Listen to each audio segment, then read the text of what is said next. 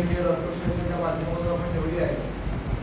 त्याच्या बाकीचं जे काय प्रेस नोटमध्ये आम्ही लिहून दिलेले प्रेस पत्रकाराला घरात कोणते आहेत. आपला पहिला मुद्दा जो आहे मुख्यमंत्री कार्यालय असतील, त्यानंतर आयुक्तालय, अतिरिक्त आयुक्तालय, ई-मॉल, ई-साऊथ, AMC, परिमंडळ DMC ऑफिस, SRA, म्हाडा, वक्फ बोर्ड या ठिकाणी आमच्या बायकांच्या आणि मजुरीच्या अनेक तक्रारी आहेत.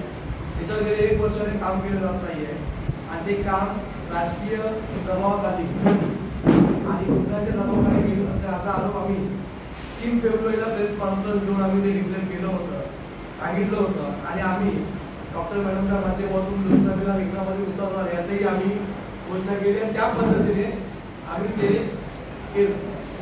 या सर्व गोष्टींचा पार्श्वभूमी सांगण्याआधी जे आपल्या संघटनेच्या अध्यक्ष आहेत ते स्वतः लोकसभेच्या इलेक्शनमध्ये उभे होते, डॉक्टर आहेत, समाजसेवक आहेत, माझी पत्नी आहे आणि बायका आणि मुलीचा आधारस्तंभ म्हणून त्यांना आता म्हटलं जातं.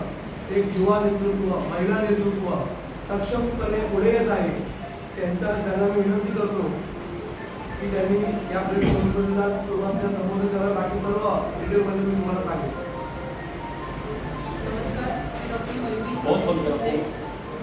कोण असोसिएशनची अध्यक्षा. तर आज 14 ऑगस्ट 2024 आणि उद्या आहे 15 ऑगस्ट 2024. आपण उद्या भारताचा 77वा स्वातंत्र्य दिन साजरा करणार आहोत.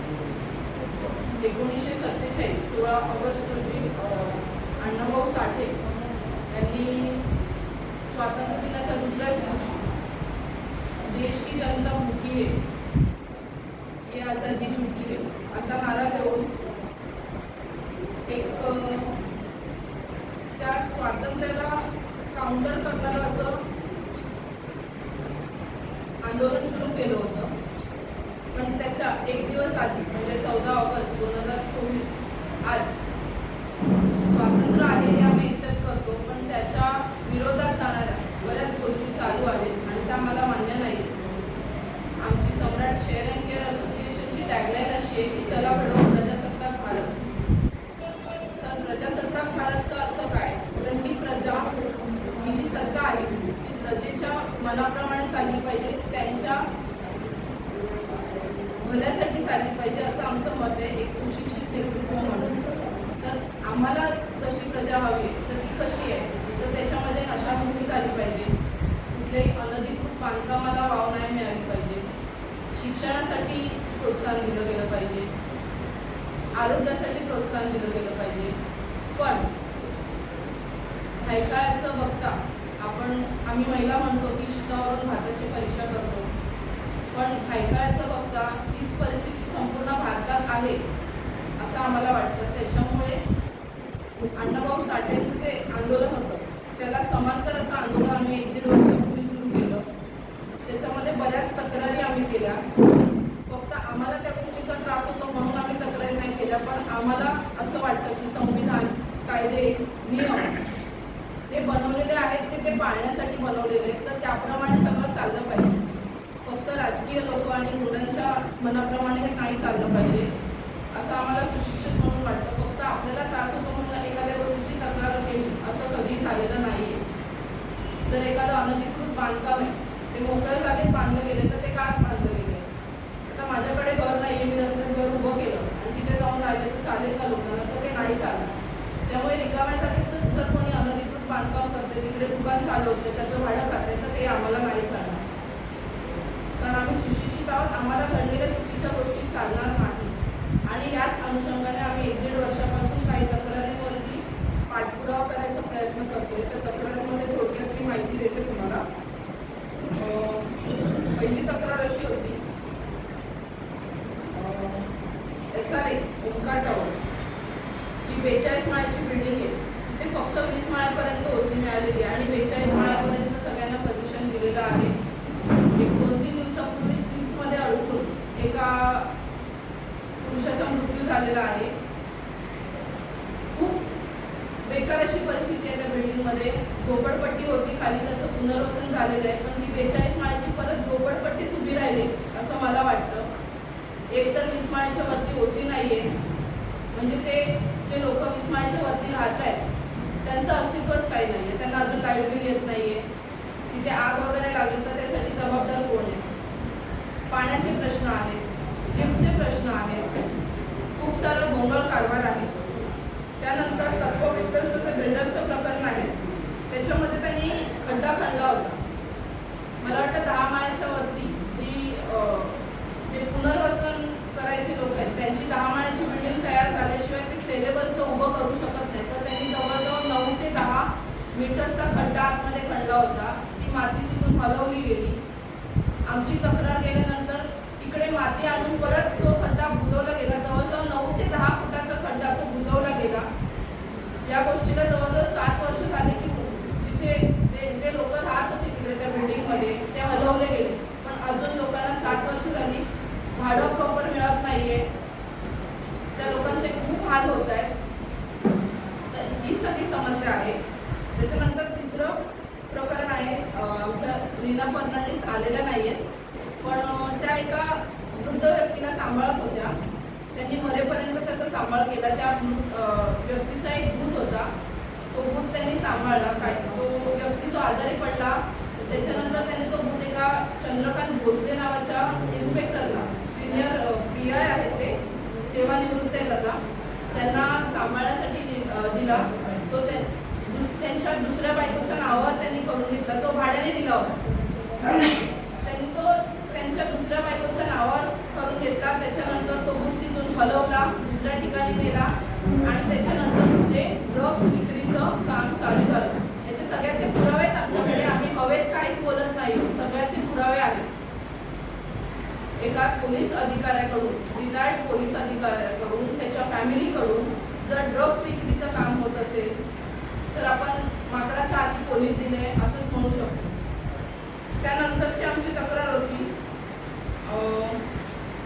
जे आता मी म्हटलं तत्वमित्तल बिल्डरचं जे प्रकरण आहे त्याच्या संदर्भात DO कुलकर्णी जे आहेत ई-वॉर्डमध्ये, तिकडे आम्ही बऱ्याच वेळेला तक्रार दिली. त्याच्या पाठपुराव्यासाठी आम्ही केलेलं असताना आम्हाला खूप वेळेला हीन वागणूक मिळाली. अर्धा तास केबिनच्या बाहेर उभं करणं, हे कोण आहे, कशासाठी आलंय, खूप नीच दर्जाची वागणूक दिली गेली. तर त्याच्यासाठी ॲट्रॉसिटीचा गुन्हा त्याच्यावरती दाखल करण्यासाठी आम्ही लेटर दिलंय.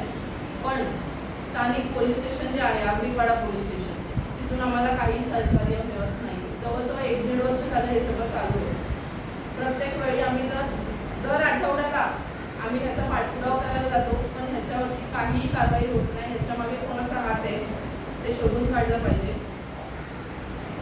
त्याच्यानंतर नामदोशी पोलीस स्टेशन जी साऊथ, जे PI चंद्रकांत भोसले यांचं प्रकरण आहे, त्याच्यासाठी पण संतोष कुमार भोंड यांच्यावरती इन्व्हेस्टिगेशन लावलेलं आहे. पण त्याच्यातून सुद्धा काही साध्य होत नाही आहे, कारण ते पोलीस इन्स्पेक्टर आहे. ते बरोबर आपल्या लोकांना वाचवायचं काम करतात आहे. मग आम्ही सुशिक्षित लोकांनी काय करायचं, हा मुद्दा आहे.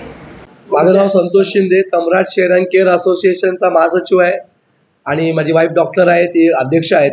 आमचे उपाध्यक्ष 2 आहेत, साक्षी पाटोळे आणि रुपाली नाखवा, ते पण या पत्रकार परिषदेमध्ये आहेत. हरीश अन्सारी आमचे सदस्य आहेत. ही पत्रकार परिषद जी आहे ही 3 फेब्रुवारीनंतर आपण घेतोय. याच्या पाठचं कारण एकच आहे की आपण जे इलेक्शनमध्ये उतरल्यानंतर जे माघार घेतला, यशवंत जाधव साहेबांना आम्ही जे काय सहकार्य केलं, त्यांनी जे काय आम्हाला आश्वासन दिलं ते आश्वासन सगळं फोल ठरलेलं आहे. त्याच्यानंतर आपल्या ज्या आशा गवळी आहेत यांनी आमच्यावरती जे 24 तारखेला आरोप केलेत, खोटे आरोप केले, त्याचं आम्ही खंडन केलेलं आहे पत्रकार परिषदेच्या माध्यमातून. आणि 18 मेला माझ्यावरती जो हल्ला सुनील घाटे यांनी केला त्याच्याबद्दल आशा गवळी यांनी स्ट्रिक्टली ॲक्शन घेतली पाहिजे आणि पोलिसांनी सुद्धा ॲक्शन घेतली पाहिजे. त्यांच्या मनात काय नक्की, त्यांच्या डोक्यात काय, उद्या ते माझा जीव नाही करणार ना, याच्यावरती ते लक्ष दिलं पाहिजे त्यांनी. कारण मीही तुमच्याकरता हे बायकाळ्यातलाच मुलगा आहे, अरुण गवळी, आणि तुमचा आम्ही आदर करतो. यशवंत जाधव साहेब, आम्ही तुमचा पण आदर करतो. परंतु आमच्याबरोबर जे काय फसवणूक आणि आमच्याबरोबर जे काय ताळतंत्र चाललं आहे, तुमच्या कार्यकर्त्यांच्या माध्यमातून चालले की कोणाच्या माध्यमातून चालले याचा विचार झाला पाहिजे. आणि आमचे जे काय मुद्दे प्रलंबित आहेत, SRAचे असतील, म्हाडाचे असतील, वर्कबोर्डचे असतील, BMCचे असतील, हे सर्व मुद्द्यांवरती रहिजा बिल्डरला घेऊन त्या पोलीस ऑफिसरचा जो सगळ्यात मोठा मुद्दा आहे तो असतील, या सगळ्या मुद्द्याला घेऊन कुठेतरी पर्याय निघाला पाहिजे. पर्याय निघाल्यानंतर मला ओरडायची गरज नाही लागणार. मी कशाला प्रेस कॉन्फरन्स घेऊन मी कशाला हे करू. बाकीचं मी लोकांची सेवा करतोय, सेवाभावी काम चालू आहेत आमची. छत्री वाटप असेल, मोठे मोठे कॅम्प असेल, मोठे एज्युकेशनल मदत असेल, फायनान्शियली मदत असेल, हे आम्ही करतोय. ते सगळ्यांना माहिती आहे. ते जेवायला धोका आहे बोलता, या संदर्भात तुम्ही पोलीस ठाण्यामध्ये तक्रार केली का? मी कालच तक्रार केलेली आहे. त्या तक्रारीमध्ये मी नमूद केलेलं आहे की मला या व्यक्तीपासून धोका आहे, त्याच्यावरती ॲट्रॉसिटीच्या अंतर्गतमध्ये गुन्हा दाखल करावा असं माझं मागणं आहे. आणि मला पिस्तूल लवकरात लवकर देण्यात यावी की जेणेकरून मला खरंच आवश्यकता वाटते. मला आता विश्वास नाही राहिला आहे. एवढे मुद्दे घेऊन आपण उतरला, किती लोक आपल्या पाठीशी आहेत आणि ह्या मुद्द्यांसाठी आपण जो एवढा लढा लढताय, आपल्या जीवाच्या वरती बेतलेलं आहे, अनेक अशा गोष्टी आहेत समाज हितासाठी आपण करताय. तर काय पुढचं? आम्ही 2 तारखेला जे धरणं आंदोलन करणार त्यासाठी जेवढे छोटे मोठे संघटन आहेत, आमचं पूर्वीचं बामसेफचं संघटन आहे, वंचित असेल, BJP असेल, कोणी असेल, सर्व पक्षाच्या लोक, कारण मी निपक्ष आहे, मी कोणत्या पक्षाचा माणूस नाही. मी सर्वांना इन्व्हिटेशन देणार आहे. त्यांच्यामध्ये मन असेल, त्यांच्यामध्ये जर भावना असेल, त्यांना जर वाटत असेल आम्ही बरोबर आहे, तर ते लोक सोबत येतील. कारण BJPचे, काँग्रेसचे, अखिल भारतीय सेनेचे किंवा तिकडचे एकनाथ शिंदे सेनेचे सगळे लोक माझ्या ओळखीचे, सगळे चांगलं बोलतात माझ्याबरोबर. मला त्यांच्यापासून काहीच अडचण नाही आहेत. ते सगळे सहकार्य करतात, माझ्या कामाचं कौतुक करतात. त्या सगळ्यांना आम्ही आव्हान देणार. छोटे छोटे मंडळं जे आहेत त्यांना आम्ही टार्गेट करणार आणि त्यांना सांगणार की तुम्ही आम्हाला सहकार्य करा, कारण हे मुद्दे तुमचे आहेत. ही लढाई आपल्या भायखळ्याची आहे, ही लढाई आपल्या वरलीची आहे. यासाठी तुम्ही सगळ्यांनी सहकार्य करा. होणारी निवडणूक आहे, आपण त्या निवडणुकीची तयारी करणार आहोत. हो, आम्ही विधानसभेची तयारी करणार आहोत आणि यावेळी आम्ही जो झटका देणार आहोत तो खूप खतरनाक असणार आहे आणि आम्ही तयारीने उतरणार आहे. काय मुद्दे घेऊन उतरणार? हेच भायखळ्यामध्ये जे ड्रग्सचा मुद्दा आहे, वरलीमधला ड्रग्सचा मुद्दा असेल आणि जे याच्या आधीचे जे काही लोक आहेत त्यांनी जे काही कामं केली, जी काही आश्वासन केली ती पूर्ण केली की नाही केली, यासाठी एक कॅम्पेनिंग आम्ही सुरू करणार आहे की भायखळ्यामध्ये, वरलीमध्ये, शिवडीमध्ये जेवढे आम्ही विधानसभेमध्ये लढवणार आहोत, याच्या आधीच्या आमदारांनी, तिकडच्या नगरसेवकांनी तुम्हाला काय काय आश्वासनं दिली, ती पूर्ण केली का, ती पूर्ण केली नसेल त्याची लिस्ट आम्हाला द्या. या सगळ्या लिस्टिंग घेऊन 2 तारखेच्या धरणाला या.